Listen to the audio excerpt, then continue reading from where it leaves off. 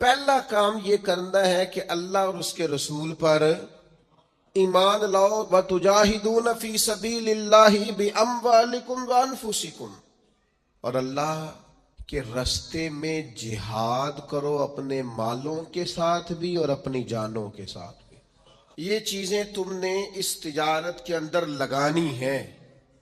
اور رب کہتا ہے پہلا سبق تمہیں یہ بتاتے ہیں کہ اگر تم یہ تجارت کرو گے نا کہ اللہ رسول پر ایمان لاؤ گے, مال اور جان سے اس کے رستے میں جہاد کرو گے, تو ذالکم خیر لکم, یہ تمہارے لیے بہت بہتر ہے.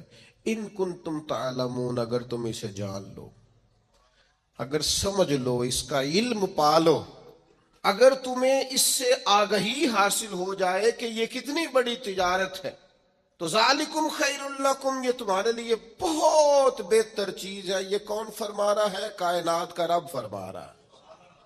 تمہیں وہ تجارت بتاتے ہیں, تمہیں وہ سوداگری بتاتے ہیں, تمہیں وہ کاروبار بتاتے ہیں, وہ بزنس بتاتے ہیں.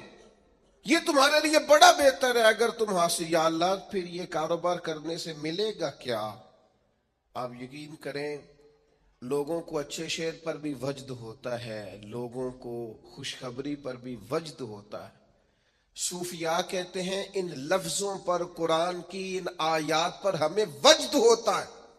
طبیعت, روح, مزاج, ذہن وہ جھومنے لگتا ہے. کریم فرمانے لگے اگر تم یہ کرو گے تو تمہیں ملے گا کیا؟ یغفر لکم ذنوبکم, اللہ تمہارے سارے گناہ معاف فرما دے گا. یغفر لکم ذنوبکم, اللہ تمہارے گناہوں کو صرف معافی ملے گی.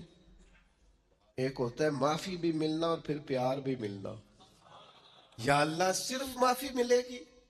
فرمایا اللہ تمہارے گناہ بخش دے گا. وَيُدْخِلْكُمْ جَنَّاتٍ تَجْرِي مِن تَحْتِهَا الْأَنْهَارُ, اور اللہ تمہیں اس جنت میں داخل کرے گا جس کے نیچے نہریں بہہ رہی ہیں. اس جنت میں مالک ایک تو یہ کہ معاف کر دے گا, اور دوسرا یہ کہ وہ جنت دے گا جس کے نیچے نہریں بہ رہی ہیں. وَمَسَاكِنَ طَيِّبَةً فِي جَنَّاتِ عَدْنٍ, اور پاکیزہ محلوں میں تمہیں رکھے گا جو بسنے والے باغ ہیں. ایسی جنتیں جو آباد ہیں, ان جنتوں میں اللہ تمہیں داخل کرے گا. قربان جائے, نتیجے کا بھی اعلان فرماتا ہے کریم رب. اس تجارت کے بارے میں اپنے بندوں کو یہ رہنمائی دیتا ہے. فرمایا ذالک الفوز العظیم, فرمایا یاد رکھنا یہ بہت بڑی کامیابی ہے. یعنی رب اگر تمہیں بخش دے, اگر اللہ تمہیں جنت عطا کرے, اللہ تمہیں بسنے کے مکانات اور محل عطا کرے, تو دینے والا دے کے کہتا ہے ذالک الفوز العظیم, یہ بڑی کامیابی ہے, یہ بہت بڑی. اگلی بات کروں آپ سے, آپ میرے اپنے ہیں نا, تو تھوڑی سی نفسیات میں جانتا ہوں لوگوں کی. بندے کا بڑا عجیب ذہن ہے کہ وہ کہتا ہے صرف جنت ہی ملے گی. یہ جو دنیا کے 60 سال ہیں, یہ بیماری ہے انسانی اور نفسیاتی, کہ تھوڑے بہت محل اسے دنیا میں بھی چاہیے. صرف جنت کے وعدے پر انسانی نفسیات مطمئن ہے. جنت فقط اصول جنت. میں ایسے روغن خیال لوگوں کی باتیں سنتا اور پڑھتا ہوں جو بیچارے بڑے ہی پریشان ہیں. کہتے ہیں مولوی صرف جنت کا وعدہ کرتا ہے. میں نے کہا نہیں, من عمل صالحا من ذکر او انثى وهو مؤمن فلنحيينه حیاتا طیبا. میرا رب کہتا ہے جو بھی اچھے عمل کرے, چاہے مرد ہو چاہے عورت ہو, شرط یہ ہے کہ مومن ہو.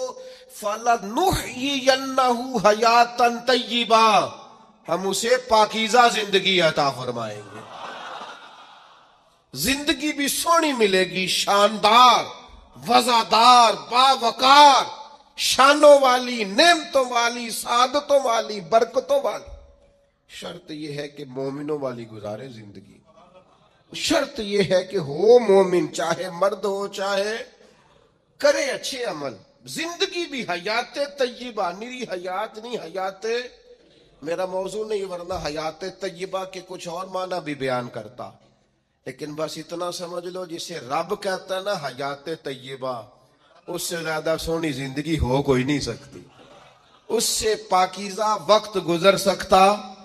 اچھا، اس آیہ کریمہ میں جنت کا وعدہ کر کے فرمایا وَأُخْرَى تُحِبُّونَهَا، اور فرمایا ایک نعمت تمہیں اللہ اور دے گا جو تمہیں بڑی پیاری ہے، جس کو تم بڑا محبوب رکھتے ہو، ایک دوسری نعمت وہ بھی اللہ تمہیں دے گا۔ وہ کیا ہے؟ نصر من اللہ وفتح قریب۔ فرمایا اللہ کی مدد جلدی آئے گی اور فتح تمہیں قریب ہو کے نصیب ہو جائے گی۔ دنیا میں اللہ مدد کرے گا اور تمہیں فتح یاب کرے گا، کامیاب کرے گا۔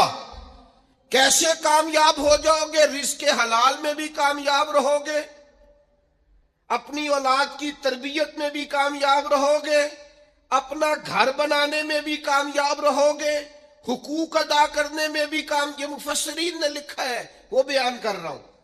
تم اپنی جو تمہارے ذمے اللہ نے ذمہ داریاں لگائی ہوں گی ان میں بھی کامیاب رہو گے۔ یا اللہ کریں کیا؟ فرمایا وہ والی تجارت کرو جو میں نے بتائی ہے۔ ایک تو ایمان لاؤ، دوسرا اللہ اور اس کے رسول کے رستے میں مال و جانوں سے نصر من اللہ وفتح قریب، اللہ کی مدد اور جلدی آنے والی تمہیں فتح نصیب ہوگی۔ یا اللہ جنت بھی مل گئی، دنیا میں بھی کامیابی مل گئی، تو آگے بھی کچھ ملے گا۔ فرمایا وبشر المومنین، اے محبوب مسلمانوں کو خوشخبری سنا دے۔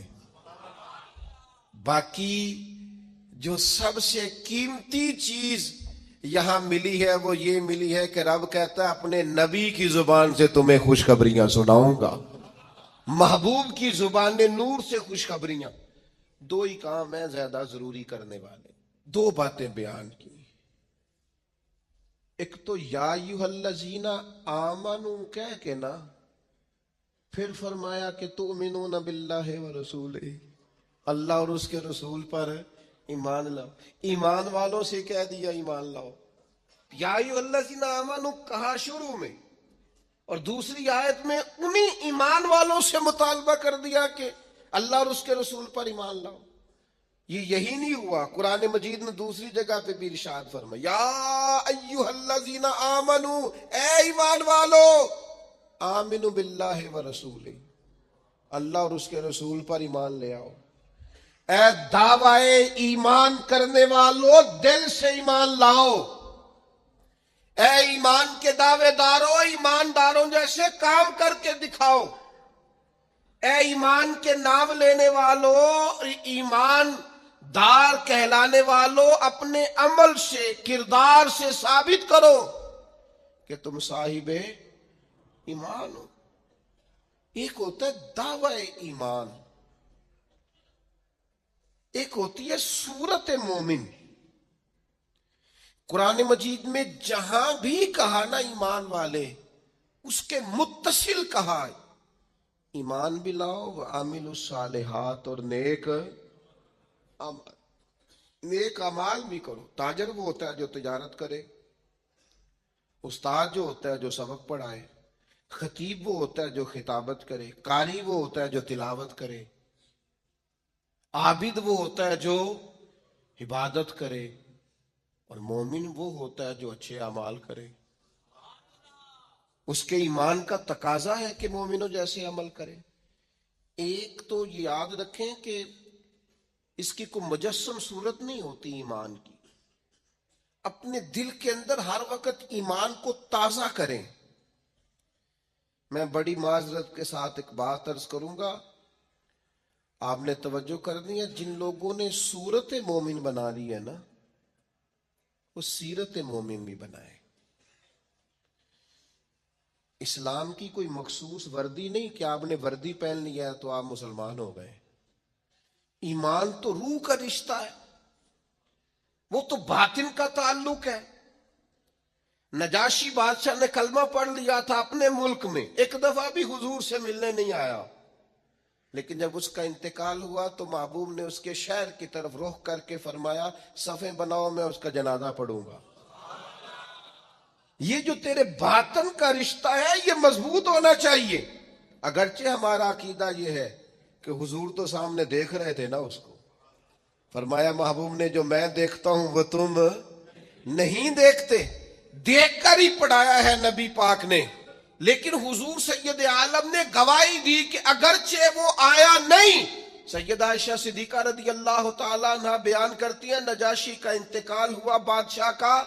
اگرچہ اس نے اپنا ایمان بتایا نہیں, چھپایا ہوا تھا, لیکن جب اسے دفن کیا گیا تو اس کی قبر سے نور نکلنا شروع ہو گیا. یاد رکھیں میرے بھائیوں, اپنی ایمان پر توجہ کریں, اپنے اعمال کو ایمان کے مطابق مرتب کریں. نیک نظر نہ آئے, نیک بننے کی کوشش کریں. نیک مشہور ہونے کے چکر میں نہ پڑیں کہ لوگوں کو پتہ چل جائے میں بڑا نیک آدمی ہوں. نیک بننے کی کوشش کریں. مومن تو نیکیاں چھپاتا ہے. مومن تو اپنی نیکی کا اپنے اللہ کے ساتھ راز رکھتا ہے. مومن کی خواہش تو ہوتی ہے یہ میرے اور میرے رب کے درمیان رہے. ایمان والوں سے کہا ایمان لے آؤ. یہ بڑی اہم بات ہے, اس پر غور کیجئے گا. اور پھر فرمایا وَتُجَاهِدُونَ فِي سَبِيلِ اللَّهِ بِأَمْوَالِكُمْ وَأَنفُسِكُمْ. اللہ کے راستے میں جہاد کرو. پہلے مال کی بات کی, جان کی بات بعد میں کی ہے. مالوں سے. اور میں یہ نہیں کہتا کہ لوگوں کو مال جان سے زیادہ پیارا ہوتا ہے, میں کہتا نہیں, لیکن قرآن کہتا ہے بِأَمْوَالِكُمْ وَأَنفُسِكُمْ, اپنے مالوں سے بھی اور اپنی جانوں سے بھی. مال اور جان سے جہاد. یہاں قتال کے لفظ استعمال نہیں ہوئے. قتال بھی جہاد ہے اور بڑی فضیلت والا کام ہے, لیکن جہاد کرو جہاد. تو مفسرین نے جہاد کا ایک معنی یہ بھی بیان کیا ہے کہ کسی مقصد کے لیے جان لڑا دینے کو جہاد کہتے ہیں. جہاد کی بڑی قسمیں, نفس کے خلاف بھی جہاد ہوتا ہے, قلم سے بھی جہاد ہوتا ہے, زبان سے بھی جہاد ہوتا ہے. انسان کسی بھی کام کے لیے جب پوری جان لڑا دے تو اسے مجاہد کہا جاتا ہے. اللہ کہتا ہے میرے دین کے لیے جان لڑا دو. کس طرح؟ اپنے مالوں سے بھی اور اپنی جانوں سے بھی.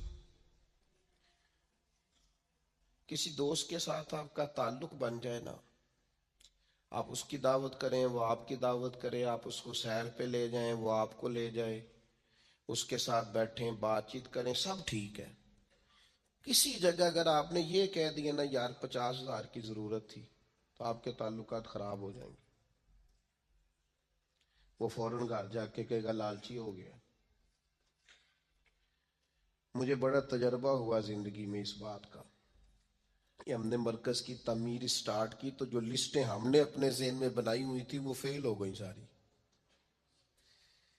تعلقات آپ کے اتنی دیر قائم رہتے ہیں جتنی دیر آپ کسی کو کوئی مالی جانی کام آپ بتا کے دیکھیں, الجھ جاتے ہیں لوگ, پریشان ہو جاتے ہیں.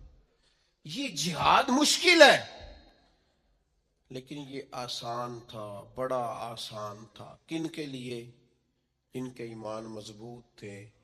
یعنی حضرت صدیق اکبر تن کے کپڑے بھی اتار کے لے آئے حضور کی بارگاہ میں, ہر چیز لا کے پیش کر دی. سر پہ ٹوپی کوئی نہیں, پیروں میں جوتا کوئی نہیں, ٹاٹ کا لباس, اور کانٹے لے کے ان کے ساتھ اس ٹاٹ کے لباس کو سیا ہوا ہے. لا کے حضور کی بارگاہ میں سارا کچھ جب رکھ دیا تو حضرت جبریل امین حاضر بارگاہ ہوئے, عرض کی یا رسول اللہ رب فرماتا ہے, رب فرماتا ہے. یعنی خدا بندے سے خود پوچھے. رب فرماتا ہے کہ ابو بکر سے پوچھ کے بتائیں اپنے رب سے راضی ہے کہ ناراض ہے. یہ اللہ تو جانتا ہے, لیکن یہ لوگوں کو بتانا ہے کہ بندہ مومن کی, اس امت کے پہلے درویش کی شان کس طرح کی ہے. حضرت صدیق اکبر رو کے عرض کرنے لگے یا رسول اللہ میں اپنے رب سے بڑا ہی راضی ہوں, سارا کچھ دے کے قربان کر کے لٹا کے بڑا ہی راضی ہوں. بیان ہو کس زبان سے مرتبہ صدیق اکبر کا کہ محبوب خدا محبوب ہے صدیق اکبر کا، اور لٹایا راہ حق میں گھر کئی بار اس محبت سے، کئی بار اس محبت سے لٹایا راہ حق میں گھر کئی بار اس محبت سے، کہ لٹ لٹ کر حسن گھر بن گیا صدیق اکبر کا۔ اللہ کے نام پہ نا، اللہ کے نام پہ۔ میں آپ کی خدمت میں عرض کروں، چھپی ہوئی نیکیاں بڑی قیمتی ہوتی ہیں، جن کا کسی کو پتہ نہ ہو، اصل میں وہ خزانہ ہوتا ہے۔ سچ بتانا، ہمارے پاس جو پیسہ سرمایہ ہوتا ہے اس کا کسی کو پتہ ہوتا ہے؟ بالا نے بھی پوری گل نہیں دسی تھی، ان کا کسی کو پتہ نہیں ہوتا۔ تو اگر نیکی کو خزانہ سمجھتے ہو تو پھر کسی کو پتہ نہیں ہونا چاہیے۔ اور اگر آپ بتاتے کون سی چیز ہے جس کی کوئی اہمیت معاذ اللہ نہ ہو، تو نیکیاں بتاتے ہو، کیا سمجھتے ہو نیکیوں کو؟ کر کے لوگوں کے سامنے اظہار کرتے ہو، کیا تم نے سمجھا ہے عبادت کو؟ دکھاتے پھرتے ہو، اظہار کرتے ہو، لوگوں کو بتا دیتے ہو میں نے یہ کام کیا ہے۔ اس کا مزہ لینا شروع کرو۔ نیکی کا سرور ہوتا ہے، کیف ہوتی ہے، لذت ہوتی ہے نیکی کی، ایک ایمان کا ایک ذائقہ ہوتا ہے، وہ ذائقہ انسان کو آنا چاہیے، اس کا مزہ انسان کو پوری طرح۔ یعنی حضرت عبداللہ ابن عمر رضی اللہ تعالیٰ عنہ کے نا کچھ ملازم تھے، خدام، غلام۔ اس زمانے بڑے مہنگے غلام خریدے جاتے تھے، تو وہ غلام کیا کرتے، وہ لمبی لمبی نمازیں شروع کر دیتے، نفل پڑھنے شروع کر دیتے۔ جو غلام زیادہ نفل پڑھتا حضرت عبداللہ ابن عمر آزاد کر دیتے۔ اب غلاموں کو کمزوری کا پتہ چل گیا، وہ لمبے نفل پڑھتے، آپ آزاد کر دیتے۔ ایک دن آپ کا بیٹا کہنے لگا، ابا جی یہ نہ آپ کے سامنے بڑے عابد بنتے ہیں، زاہد بنتے ہیں، آپ مہربان لوگ ہیں، آپ آزاد کر دیتے ہیں، بعد میں پتہ نہیں پوری 5 بھی پڑھتے ہیں کہ نہیں، دھوکہ دیتے ہیں آپ کو۔ حضرت عبداللہ ابن عمر کھول کے روئے، فرمانے لگے مجھے میرے رب کے نام پہ دھوکہ دیتے ہیں نا، میں تیار ہوں دھوکہ کھانے کو، انسوں کو روز دھوکے دیں، اس کے نام پہ دھوکہ دیتے ہیں نا، میں تیار ہوں۔ اللہ کے نام پہ دھوکہ دیتے ہیں، بسم اللہ، میں حاضر ہوں، میں تیار ہوں۔ بہت پہلے میں نے بات سنائی تھی، آج میرا دل کرتا پھر سناؤں۔ حکیم الامت مفتی احمد یار خان صاحب نعیمی رحمت اللہ علیہ نے تفسیر نعیمی میں لکھا ہے، جب اللہ تعالیٰ نے حضرت ابراہیم علیہ السلام کو بہت سارے اونٹ دیے، بہت ساری بکریاں دی، بہت ساری گائیں دی، اور ساتھ کہا واتخذ اللہ ابراہیم خلیلا، ہم نے ابراہیم کو دوست بنایا ہے، تو فرشتے کہنے لگے یا اللہ جسے اتنا کچھ دے اس نے دوست تو بننا ہی ہوتا ہے۔ فرشتے نے کہا نا، انہوں نے پہلے بھی کہا تھا نا کہ یا اللہ یہ خون ریزیاں کریں کہ زمین میں اگر تو بنائے گا تو۔ فرمایا جاؤ جا کے میرے ابراہیم کا امتحان کر لو۔ فرشتہ آ گیا، اور آ کے اس نے کیا کیا، وہ بیٹھ گیا، بڑی بڑی فصل تھی اس کے بیچ، اور بیٹھ کے اس نے تسبیح پڑھنی شروع کر دی، سبحان اللہ والحمد للہ لا الہ الا اللہ واللہ اکبر، اللہ کا ذکر شروع کر دیا۔ نہ علماں وچ پھسا سانو تو یار دی گل سنا سانو، وہ ذکر کر رہا ہے۔ حضرت ابراہیم علیہ السلام نے مچلتے دوڑ، ادھر دیکھو میری طرف، بندہ خود کتنا بھی ذاکر کیوں نہ ہو، کبھی کبھی کسی کے منہ سے یار کا ذکر بڑا ہی پیارا لگتا ہے۔ میں نے ایک محفل میں حاضر تھا تو نعت کا نعت پڑھ رہا تھا، تیری نسبت نے سوارا میرا انداز حیات، میں اگر تیرا نہ ہوتا، سگے دنیا ہوتا، سگ کا معنی کتا، اگر تیرا نہ ہوتا تو دنیا کا کتا ہوتا، میں بھی کہیں مال کما رہا ہوتا، میں بھی کہیں چکر میں پڑا ہوتا، تیری نسبت نے سوارا میرا انداز حیات، میں اگر تیرا نہ ہوتا تو کوئی سگے دنیا ہوتا۔ تو میری طرح کے کئی لوگ تھے جو کچھ نہیں ہیں اور اس کے نام پر بڑا کچھ ہے، تو وہ دل تھوڑا لگ سا گیا، کیفیت بن گئی، کوئی آنسو درد بن کے ٹپکنے لگے۔ میرے ساتھ ایک دوست بیٹھے تھے, میں نے ان سے کہا یار آج بڑا مزہ آیا نعت. وہ مینوں کہنے لگے نعت خانے 40,000 لیا جے. میں کہا تو جھٹ کو کھلو جانا سی, پہلے دیندے ہو پھر شکوے کردے ہو. اور میں نے کہا ذرا ٹھہر جا, ٹھہر کے بتا, تھوڑا مزہ تو لے لینے دے. کبھی کبھی کسی کے منہ سے سننا اچھا بڑا لگتا ہے. کہنے لگا جی نہیں یہ عمدہ ہی نہیں, جن دن پہلو کرائیے نا. میں پھر دیکھے نا کبھی کبھی ذوق عروج پہ ہوتا ہے. میں نے اسے کہا بات سن میری, میں بھی خلاف ہوں یہ جو ڈیمانڈ کرتے ہیں, جو دیتے ہیں, بڑا غلط کرتے ہیں. لیکن آج جتنا اس نے مزہ دیا ہے نا 40,000 تھوڑا ہے. آج میرے جیسے لوگوں کو جہاں یہ لے گیا ہے نا, یہ کبھی 1:40 بھی لے تو یہ تھوڑا ہے.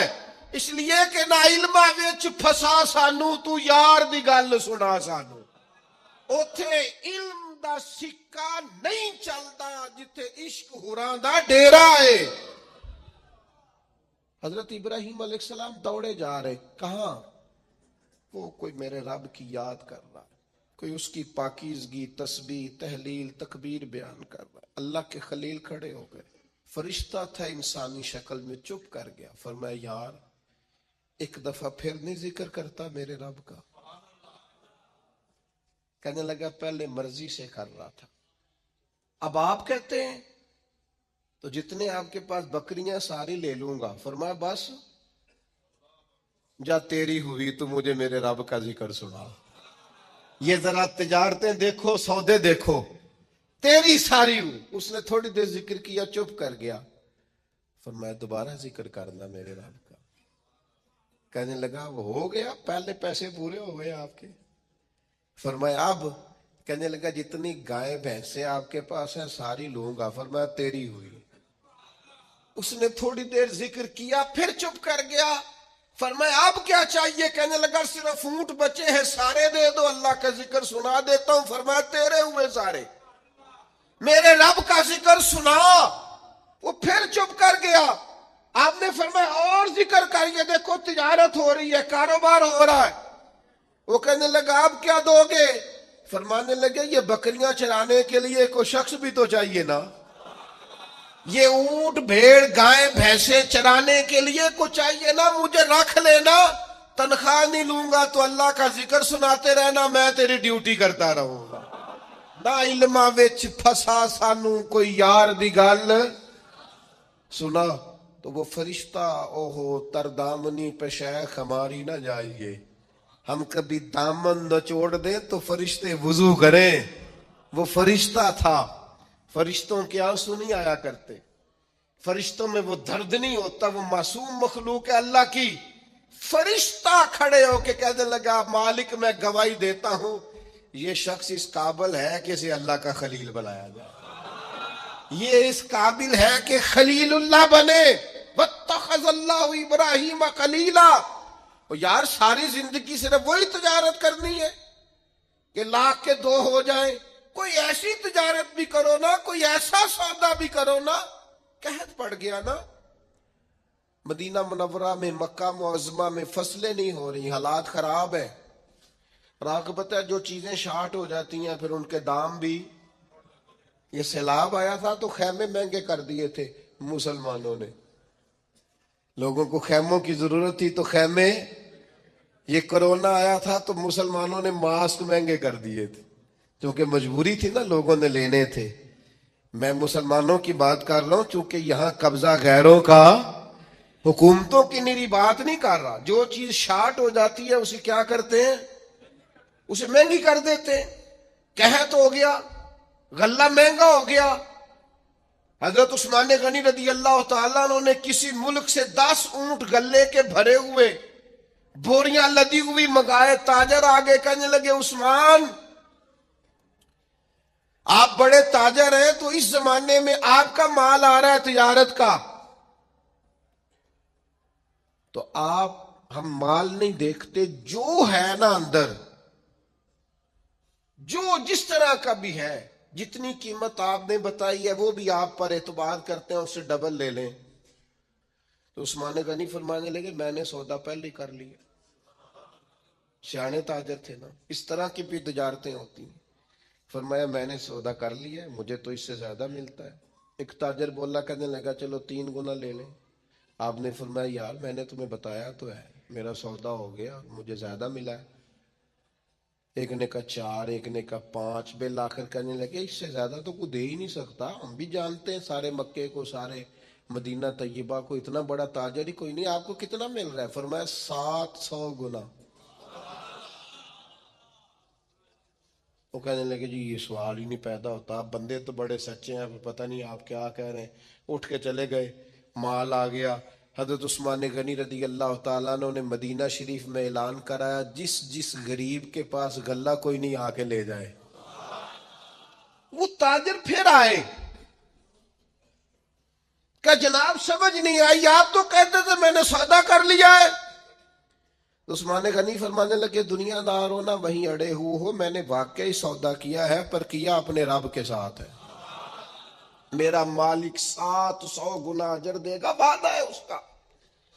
اس کے بھوکے بندوں کو, غربا کو, مساکین کو, یتیموں اسیروں کو کھلاؤں گا تو 700 گنا. ساری تجارتیں بندوں سے نہیں ہوتی, کچھ تجارتیں رب سے بھی ہوتی ہیں. کچھ سودے ایسے ہیں جو اللہ کے ساتھ ہوتے ہیں, جو رسول کائنات کے ساتھ ہوتے ہیں. لہذا ہم نے سودا کر لیا ہے, تجارت ہو گئی. یہ بڑی قیمتی تجارت ہے. وہ تاجر کہنے لگے عثمان اللہ تمہارے ایمان میں اور مضبوطی پیدا فرمائے. کیا جب لوگ ریٹ بڑھا کے چیزیں بیچ سکتے ہیں, آپ نے فری کر دی ہیں, فی سبیل اللہ کر دی. دوستو کچھ تجارتیں ایسی ہیں جو اللہ کے ساتھ بھی کرو, کچھ سودے ایسے ہیں جو قیامت کے لیے بھی بچا کے رکھو. کچھ چیزوں کا نفع آپ یقین کریں جہاں جس کا جو بھی تعلق ہے صرف دنیا کے لیے, صرف دنیا داری سیدھی کرتے ہیں. مرشد کے پاس ایک میں نے بات کرنی ہے, اور وہ میرے دوست بڑے مجھ سے پیار کرتے ہیں اور میں بھی بڑا ہی پیار کرتا ہوں. مسجد میں بیٹھا ہوں اور باوضو ہوں اور دیانتداری سے کہہ رہا ہوں مجھے اپنے سنگیوں سے بڑا ہی پیار ہے. لوگ کہتے ہیں پیر جھوٹے ہیں, جعلی ہیں. میرا کہنا یہ ہے کہ مرید بھی بڑے جعلی ہیں. وہ پیر صاحب سے آ کے کہتے ہیں میری دنیا داری نہیں چل رہی, کوئی دعا کر دیں. دنیا داری سے پیر کا کیا تعلق؟ یہ تو نے جا کے مشورہ کسی تاجر سے کر لینا تھا پیسے کیسے کمایا جاتا ہے. جعلی مریدی کرتے ہو, جس سے صرف اللہ رسول کے لیے رشتہ رکھنا چاہیے تھا اس سے دنیا داری کا رشتہ رکھتے ہو. اس سے وہ والا تعلق بناتے ہو جس سے تھوڑی دنیا چمکے, لوگوں کو پتہ چلے میرا تعلق ہے, میرا رابطہ ہے. حضرت سلطان باؤ رحمت اللہ نے رو کے کہنے لگے, کسی نے کہا تھا حضور بڑے مرید ہیں آپ کے, تو حضرت سلطان باؤ رو پڑے, فرمانے لگے رب دا طالب کوئی نہیں ملیا, جو ملیا طالب زردہ ہوں. یہ دنیا کے طالب ملے, دنیا کے.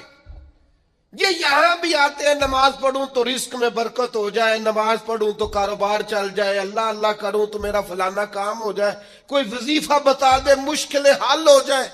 او یار وہ بھی تو وظیفہ پوچھنا جس سے اللہ راضی ہو جائے, وہ بھی تو وظیفہ پوچھنا جس سے حضور کی محبت نصیب. رب دا طالب کوئی نہ ملیا, جو ملیا طالب زردہ ہوں. سہ نفل نمازاں پڑھیاں, ظالم نفس نہ مردہ ہوں. بانج فقیروں کسے نہ ماریا, اے ہوئی چور اندر دا ہوں. خدا کے بندو کس طرح کا تعلق, کس طرح کا لینا دینا.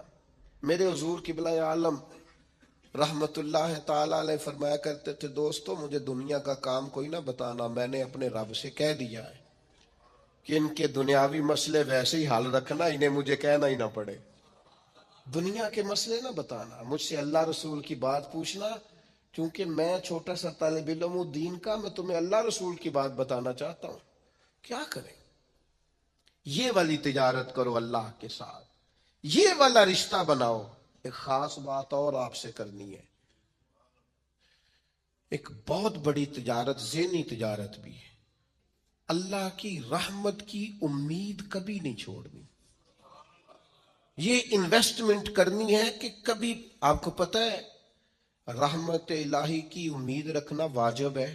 یعنی یہ ضمنی مسئلہ نہیں, یہ ضروریات دین کا مسئلہ ہے. اور یہ امید آخر تک نہیں ٹوٹنی چاہیے. ہر وقت رحمت کی امید رکھیں, ہر وقت کرم کی.